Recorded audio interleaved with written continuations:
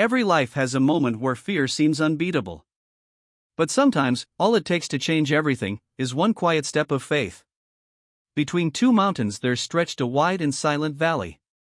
It was not a place filled with noise or movement, but with waiting. On one side stood the Philistine army. On the other, the army of Israel. And between them lay an empty space that felt heavier than any weapon, filled with an invisible force called fear. Every morning and every evening, the soldiers took their places. Shields rested on the ground. Spears remained untouched. Eyes remained fixed on the valley below. No swords clashed. No war cries rose into the air. Yet inside every heart, something trembled. Silence can be peaceful when it carries rest. But this silence carried tension. It carried the weight of expectation and the quiet dread of what might happen next. The wind moved gently through the hills, and the sun crossed the sky as it always did, but the men of Israel remained frozen in the same place. Time passed slowly. Day after day, the scene repeated itself. Nothing seemed to change on the outside. But inside the hearts of the soldiers, fear grew deeper, stronger, and more familiar. They were not bound by chains. They were bound by the belief that they were not strong enough to face what waited in the valley. The battle had not yet begun. No blood had been shed. No stone had been thrown. And yet, in the silence of that valley, fear had already begun its work. Each day, the silence of the valley was broken by a single voice. A giant stepped forward from the Philistine side. His name was Goliath, and his presence alone seemed to bend the air around him. When he spoke, his voice did not whisper. It thundered across the valley. He mocked the army of Israel. He challenged them openly. He did not simply threaten their bodies, he attacked their confidence, their identity, and their faith. "Send me a man," he demanded. "Let us fight." Every word carried weight. Every challenge dug a little deeper into the hearts of the listening soldiers. The sound of his voice traveled from hill to hill, entering ears that could not escape it. The men of Israel heard him clearly. They felt the strength of his words even before feeling the strength of his arms. Their hands tightened around their shields, but their feet would not move forward. Courage seemed to drain from them with every shout. No one answered him. Not the strongest warrior. Not the most experienced soldier. Fear had already spoken for them. Day after day, Goliath returned.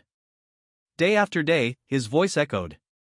And day after day, silence answered back.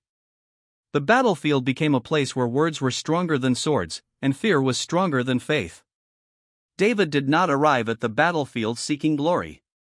He was not sent as a warrior. He came as a servant. A young shepherd carrying simple bread for his brothers, sent by his father to check on their well-being. His hands were not shaped by war.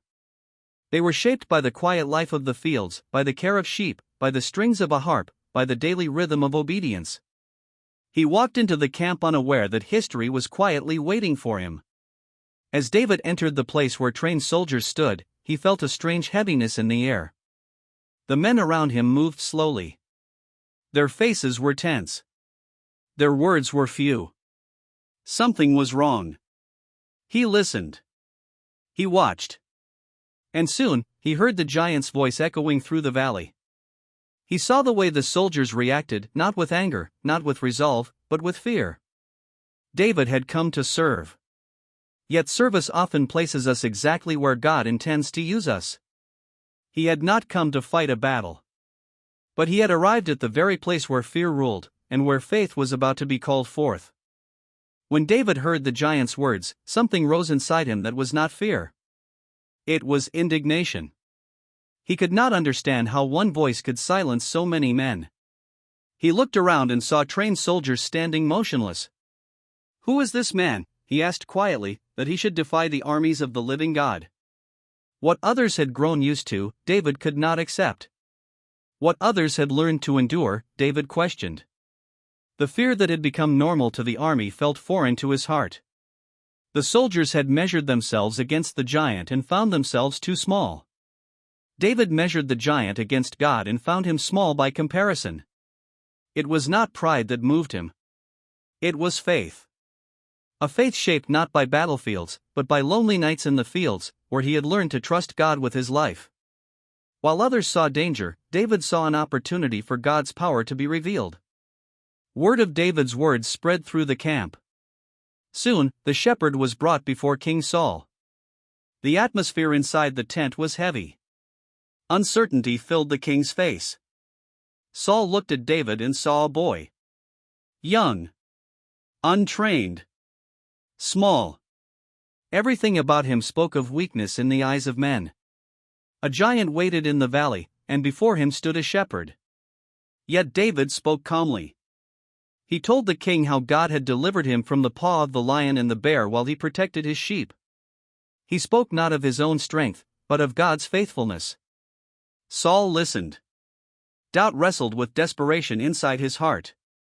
Reason told him this boy could not win. But fear told him no one else would try.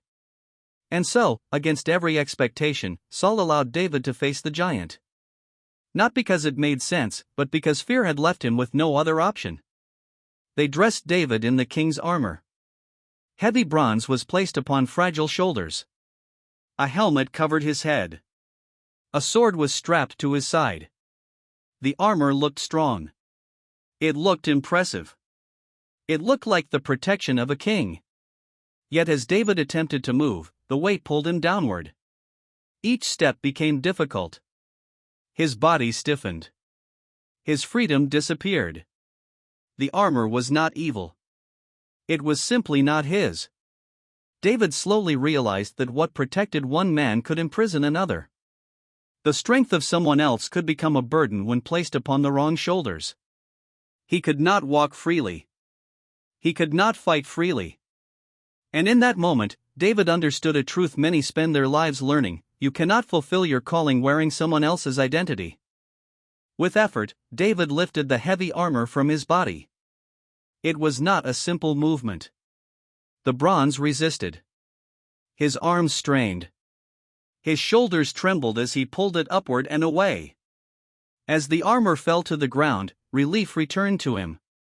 His breath came back freely. His body felt light again. He stood once more as who he truly was, not a soldier shaped by war, but a shepherd shaped by faith. David chose not the protection of metal. He chose the protection of God. He did not reject the armor out of pride. He rejected it out of honesty. He knew who he was, and he knew in whom he trusted. David walked away from the camp toward a quiet stream. The sounds of fear and tension faded behind him. Only the gentle movement of water remained. He bent down and carefully chose 5 smooth stones from the streambed. Not in haste. Not in panic. But in calm trust. Each stone felt small in his hand. Ordinary. Simple. Yet in the hands of someone who trusts God, even the smallest things can become instruments of great purpose. The world did not change around him. The giants still stood in the valley. The armies still waited. But inside David, calm replaced fear. David stepped into the valley alone. The ground beneath his feet felt quiet. The air felt still. He raised the sling behind his shoulder. His eyes remained fixed ahead. There was no anger in his face. Only focus. Only trust. 2 armies watched in silence. The shepherd and the giant stood facing each other. Between fear and faith, only one moment remained. The stone was released. The giant fell. Not by military power. Not by physical strength. But by faith in God. What fear had declared impossible, faith made real. The valley that once echoed with mockery now echoed with wonder. The army of Israel was filled with courage. The Philistines fled. And David, the shepherd who came only to serve, walked away as a living testimony that God does not look at size, strength, or appearance, he looks at the heart.